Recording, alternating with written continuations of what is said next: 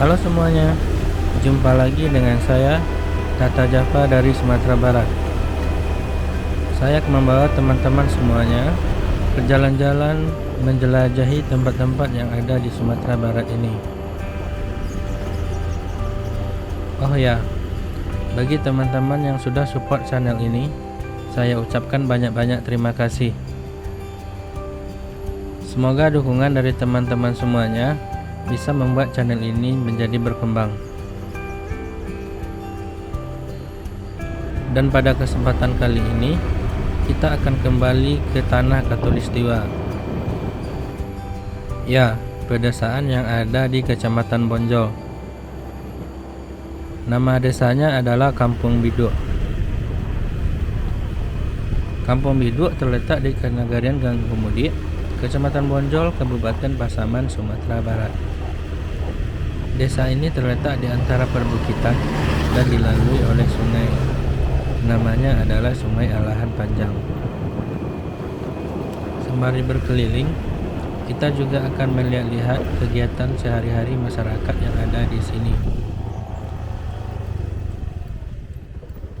Nah, akhirnya kita sampai ke Kampung Biduk. Jika jalan ini kita teruskan ke belakang, kita akan menemukan satu lagi pemukiman yang ada di ujung jalan ini. Nanti kita juga akan berkunjung ke sana. Karena kita sudah sampai, mari kita telusuri tempat ini. Ayo.